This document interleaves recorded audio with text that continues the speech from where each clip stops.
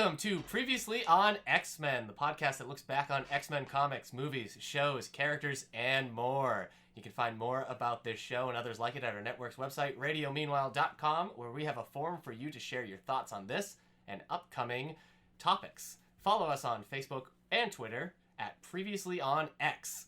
And please rate, subscribe, and share this show on iTunes, Spotify, SoundCloud, YouTube, or wherever you get your podcast. I'm Eric Mickles, known online as Dust vs. Tweak, and with me is Hilary Gunning.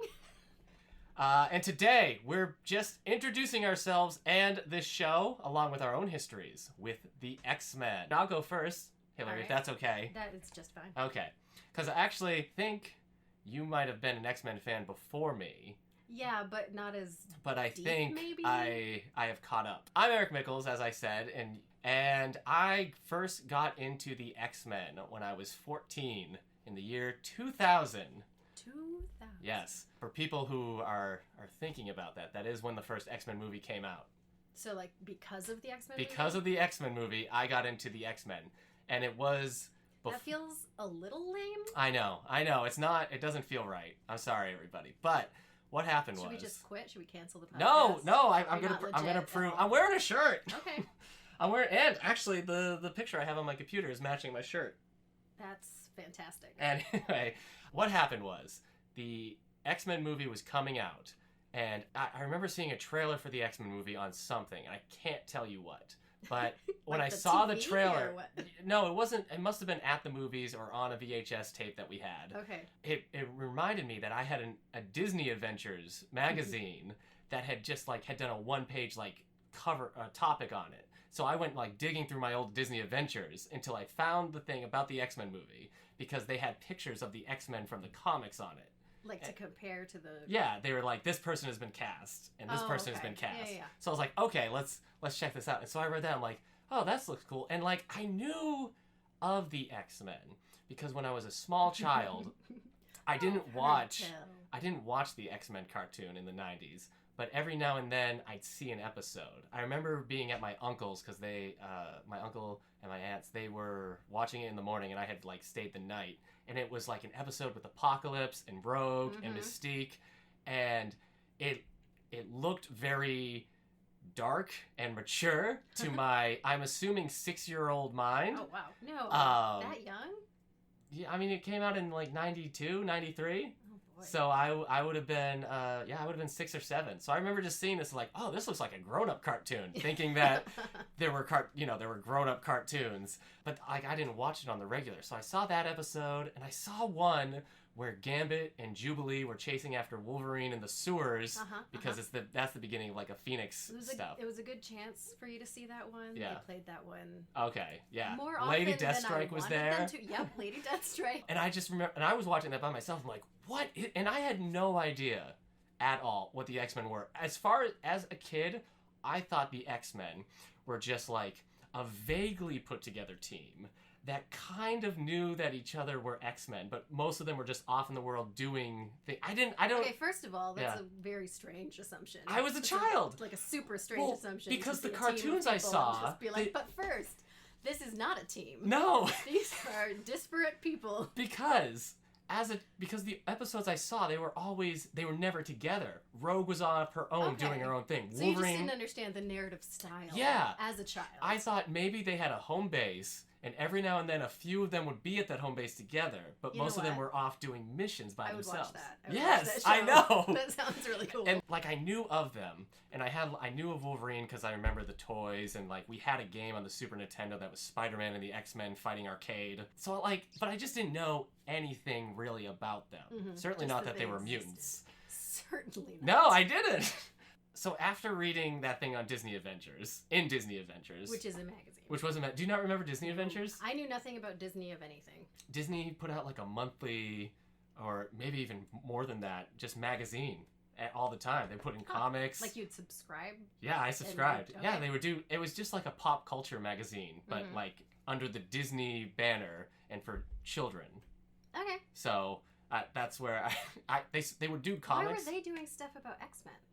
They were just a pop culture thing. They would do. Did they just know? They knew back then. Oh yeah, Disney knew. Someday. Yeah, this will be ours. They would take over the universe. So I read that thing in the magazine, and then I tried to find some stuff online, but I couldn't. So I went to my library, and they had Essential X-Men Volume 1, which is that big black and white collection. That's the one I've read. Yeah. And so my library had maybe the first 3 of those, and they had some Essential Spider-Man and Avengers and everything. And I tried reading like the Essential Fantastic Four and Avengers, and like, these are boring, these are dumb. But the thing with Essential X-Men 1 is that it starts not at X-Men 1, that by Stan Lee and Jack Kirby with just the 5 dorks.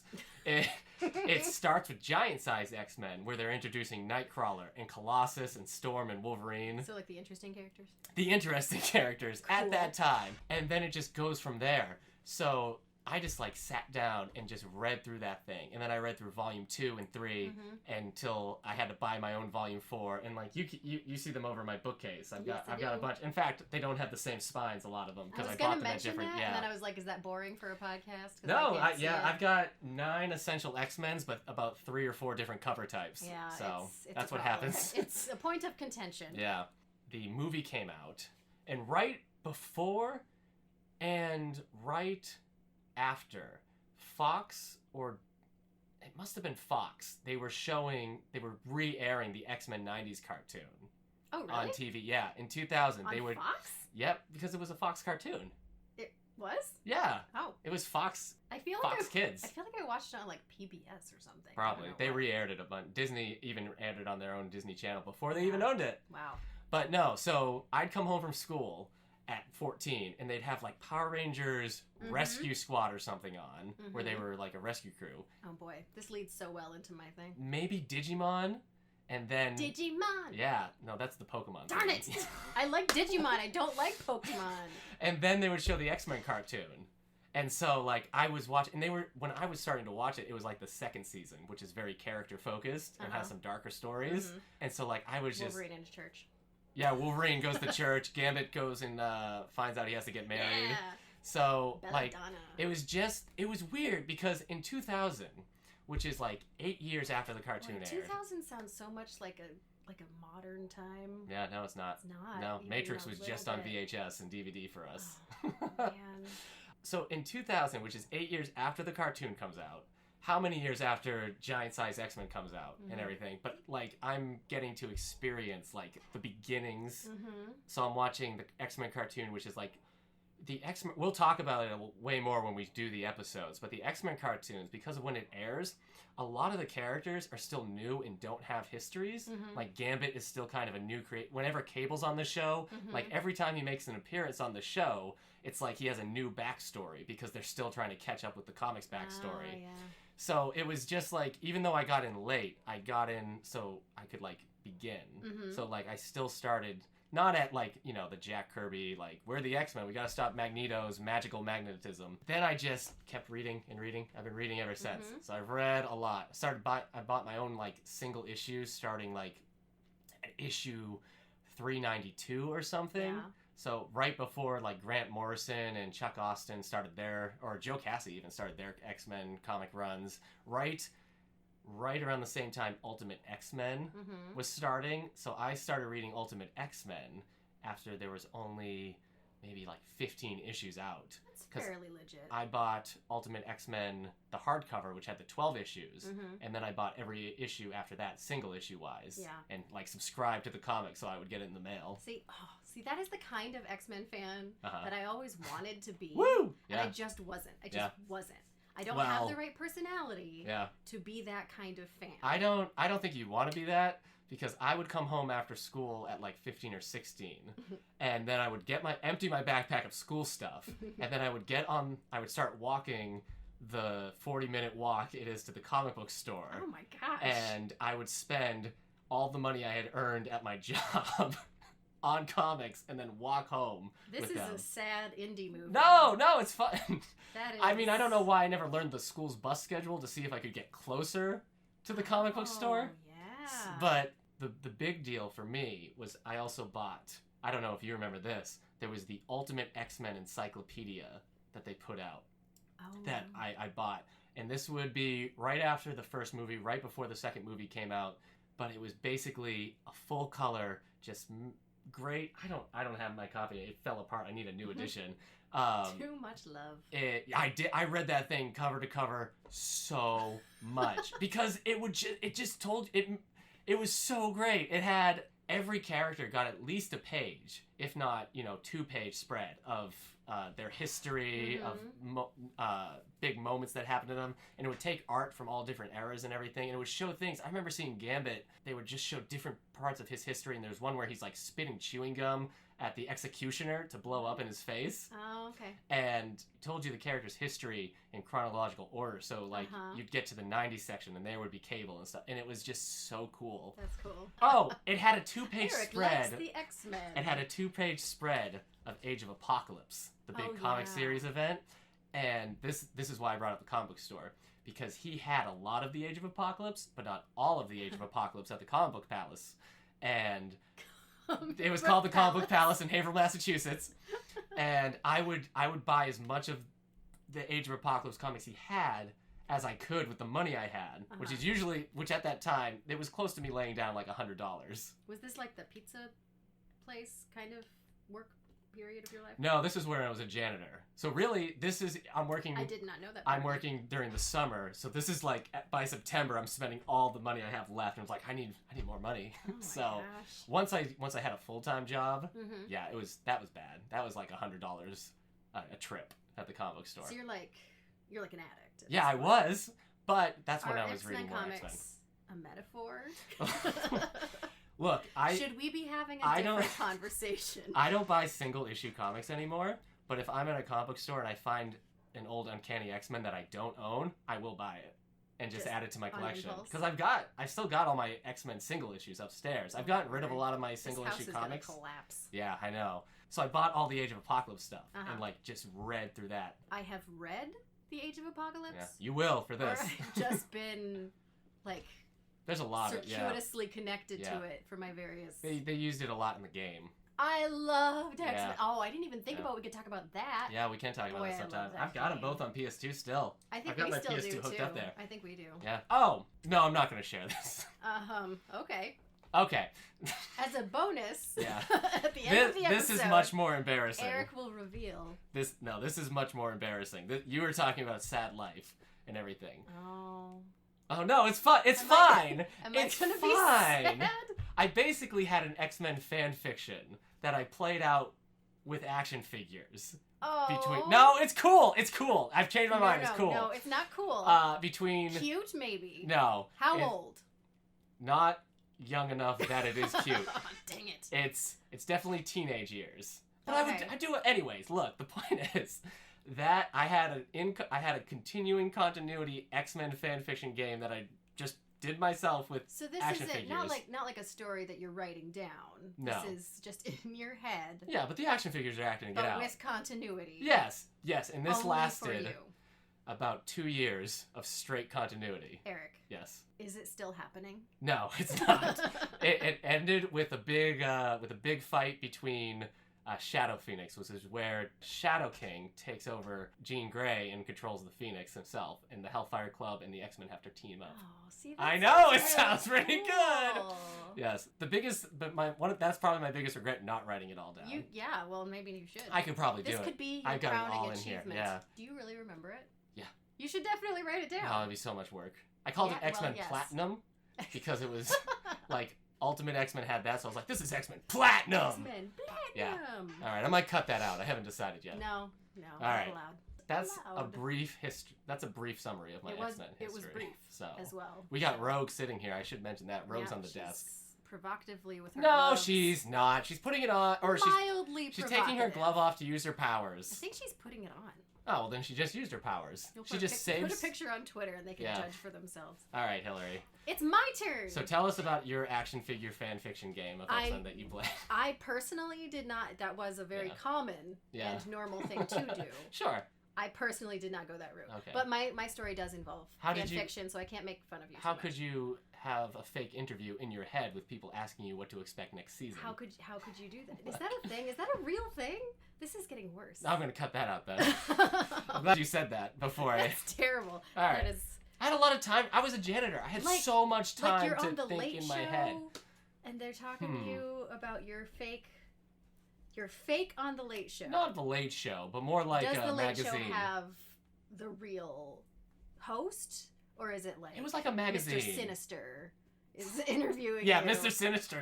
Oh, that was it was like this is all in your head. It was one of those right after the episode talk shows they do now, and it was Mr. Sinister like, "Wow, that was an intense episode. We've got the writer here with us." So, tell us what you're thinking. Changes. I am waffling really hard between thinking this is cool and thinking it's like the worst thing I've ever heard. All right. Back to my thing. Okay, you start. Okay, where to start? Yeah. I think the best place to start is the middle. Not the middle. And then work your way back to the beginning, and then tell the story. Around, and then some sort of time travel thing. Yep. No, I will not do that. Okay. When I was a child, and I feel like when you were talking about the 90s cartoon, I feel like I must have seen a re-showing of it, because I didn't, or maybe it was one of those things. Here's the problem. It lasted. It was not in order. Right. And sometimes they would do that, where they would just like, they would write things in order, and then the network would screw it all up. Yeah, I think so Fox did that once or twice with a few. Yeah. Or it might have been that I was watching like in syndication or something. But it lasted for about 5 years. It was all out of order and crazy. Maybe not 5 years, but it lasted at least 70 episodes. That long? 70-something episodes, so. All that to say, I started my X-Men fandom with the 90s cartoon. Nice. And in the 90s. In the 90s, as a legitimate, I consider myself you're an original X-Men fan. A legitimate X-Men fan, as opposed to my co-host here. Yeah, I was just like, boy, Animorphs are like superheroes, aren't they? Oh, did it stem from Animorphs? Well, it could keep going. Oh, I'm kicking you off this podcast. A friend of mine, when we were children, probably about like 6 or 7, like you were, my parents didn't like me watching Power Rangers. Because of all the fighting. Right. Her parents didn't like her watching X-Men. I don't know why. Really, probably because of violence or something. Yeah. So what we would do is we would go to each other's houses and watch those things. Like she would watch X-Men at my house, and I would watch Power Rangers at her house, and then we would play like we were those characters. Right. And I would play like I was Jubilee, which kind of blows my mind. That's the one you picked? Yes. Out of all the characters? Yes. Yeah. Okay. And I remember us being on like the swing sets in the back. So it was that kind of a thing. Like kids into X-Men. It was great. Right. And then from there, it was just sort of part of my DNA. And so when the movies came out, I was thrilled and everything. But I never really got into the comics very much. I just wasn't much of a comics reader. Which is where you overtake me with the legitimacy department. Woo! Because I got in there first, but you got in there more like comics. Yeah. So I'll give you that. Yeah. I will give you that. I've read a lot. But then, so then the movies were awesome, and I got into those and did a lot of fan fiction reading and writing and all that nonsense. Well, when if you were getting into X-Men in the 90s and like the late 2000s, unless you were buying physical copies and some expensive back issues, there's no like easy way, because Essential X-Men didn't come out. I mean, until like maybe the late 90s, but then that was still kind of pricey. They're still like $20-something, even though it's black and white. Back then. Yeah. Madness. So now it's easier to get into the comics. But like, I mean, I told you my horror stories. Everything's easier. I spent like growing up in the hundreds and hundreds of dollars, buying. So you didn't go to like a library? I guess maybe they didn't really have comics in the library. They had the trades, but even like that, when I was getting into them, trades were still like the trade market was still just beginning. Like I was getting into comics when comics were changing the way they would lay out their stories so that they were made for trades. Yes. So something like Essential X-Men was like a big deal. Any of the Essential, even though it's black and white, you're like, wow, it's still like 25 issues in one book. So it would have been hard for you, especially around here. Big problem with me for the comics too is I get really impacted by the art and all the stuff until like, I don't know, 10 years ago. The art just makes me crazy. Really? Like it's just really unappealing to me. Maybe that's because I started at the beginning with Claremont and like John Byrne and everything, that I was fine, but there's a lot of art I do enjoy, especially in the 90s. Well, I mean, as I said, I did not really read the comics, so it's all just glossing over, Well, when I start picking comics, yes, this will be an educational experience for the both of us. So mostly me. It'll mostly be me. I mean, it's kind of hard because it was mostly just the show, right? And then I guess there was a gap before the movies came out. Mm-hmm. There was but a few I years.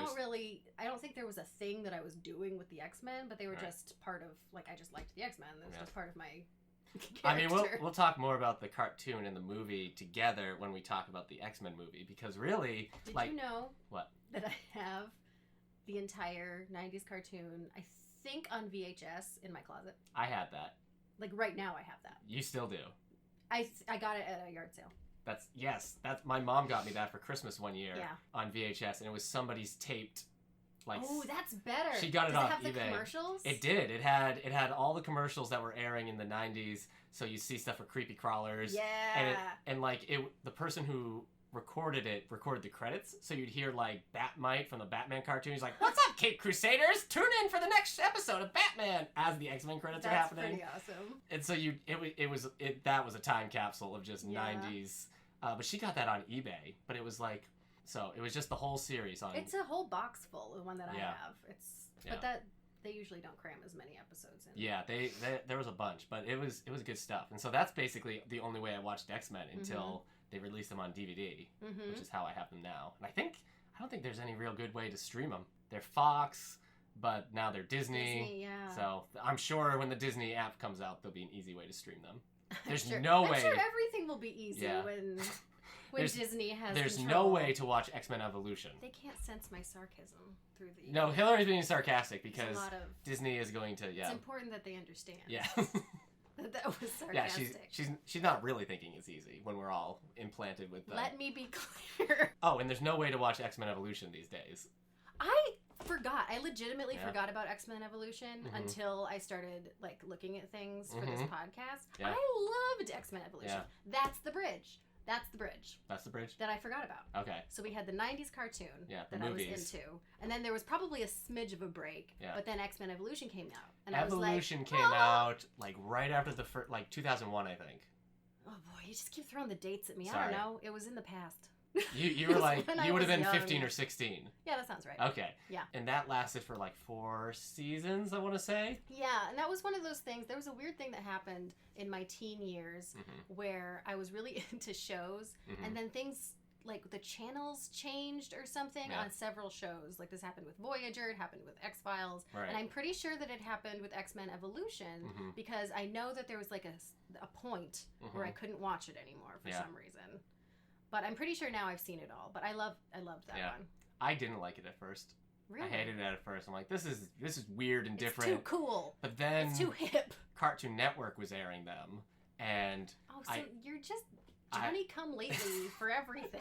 What happened was I'm sitting there, and it was I can't remember. I think Cyclops was lost on a snowy mountain with Rogue, and Mystique was after them. Oh, and it was on and I was just watching it. I'm like, you know what? This is the only dang X-Men cartoon on TV right now.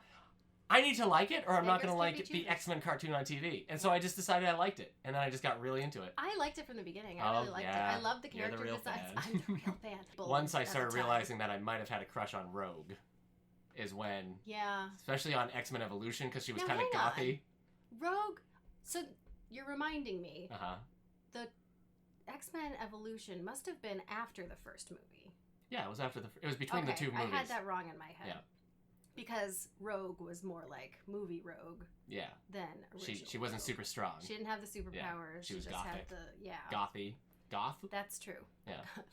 I was trying to pick the right descriptive. I guess it's just goth. Goth. Yeah. Emo? I don't know. I guess goth. No, not at that time. She had the cool, you know what? I got a shirt that was like her shirt. Yeah. Oh, Rogue's goth shirt? Yeah, with the like funny. Filmy arms, you know? So let me tell you guys how this show is going to work, because we're cycling through topics. The first week, we're going to talk about a story or arc of the X-Men comics. And this is going to be one that I pick one, and then the next time we do it, Hilary pick one, and we're just going to trade back and forth and just read. We're not reading through like X-Men 1 onwards. We're just picking stories. So there might be some stuff that is in order, but for the most part, we're just picking different comics to talk about. Yeah. All over. So I'll have the first pick, and I'm gonna pick Giant Sized X-Men because Hilary's not even sure she's read that one. Yeah, I don't think I have. But I think going forward, on any comic I read, it's going to be important that we at least have giant-sized X-Men in the canon. Baseline. Yes. The week after that, we're going to rewatch one of the X-Men movies. I'm excited. We're obviously starting with X-Men 1, and we're going through the films in production order. Oh, crap. What? I just realized what that means. You have to watch a few of them. Apocalypse. Oh, come on. Oh, you know what? I hated that movie. We'll save that for Apocalypse when I defend X-Men Apocalypse. Hang on. So I have to watch Apocalypse again. Uh-huh. And then I have to talk to you about it. Yeah. The week after the X-Men movie, we will talk about episode by episode of the X-Men shows, which means we're going to start with the failed 80s pilot Pride of the X-Men. I don't think that I have officially signed on for that. It's you like told me it's 20 minutes. Times I don't even know. that Is it we're 40 going minutes? To do that. It's so short. I don't want to do that. And when it's done, you never have to watch it again. So we're going to talk about Pride of the X-Men, but then after that, we're going to get right into the 90s one. Yay. And we're going to go episode by episode. Can we watch them on the VHS tapes that I have, so we have like an official 90s I have them on experience? DVD. I thought I was going to have to lend you my DVDs. No. That's hilarious. No, We're going to summarize the movie for the most part, but we're not going to go scene by scene of the movie. We'll summarize it, and then we'll just talk about the movies. It's not just going to be a straight commentary. We'll talk about and all of these things. We're going to talk about like the histories and the creators and everything. So we'll do some behind the scenes stuff too. Yeah. And then on the 4th week, we're going to be doing a character spotlight. So we'll be picking a character to spotlight, and we're going to go through that character's history, their powers, and any noteworthy appearances or adaptations of theirs. And then we're going to repeat and continue on into eternity with that. So I'm going to start with Scarlet Witch. Oh, boy. That's a little spoiler for ahead of time. Yeah. Why are you acting all disappointed about that? Scarlet Witch is cool. Yeah, she's cool. Completely missed her in my whole experience of X-Men. Oh, yeah. I never touched on any Scarlet Witch stuff. Right. And now that she's showing up in the Marvel movies. Yeah. She's there. She's not right in the Marvel movies, but the point is she's got my attention. No, we will when we talk about Scarlet Witch, we'll definitely talk about Scarlet Witch and her Avengers X-Men balance. Yeah, apparently Eric will be snarky with me about it. No, she has plenty of good X-Men stuff. And she has lots of good X-Men No, I know stuff. she does. She has the entire thing with the whatever. Okay, Save it for the Scarlet Witch episode. Save it for the Scarlet Witch episode. All right, so please keep in mind that we want to know what you think on all of this, so you can share your thoughts and opinions on all our topics on the RadioMeanwhile.com forum, our Facebook or Twitter page, which is at Previously on X, or you can even send us an old-fashioned email at previouslyonxmen@radiomeanwhile.com. And then we'll read those on the podcast. So every topic, we want to know what you think on the movies we're talking about, on the episodes we're talking about, on the characters we're talking about. So we're going to let you guys know ahead of time. We want to know your opinions. No, it's not too hard with the movies and X-Men. So did we just talk about X-Men? We're going to talk about X-Men 2 after that.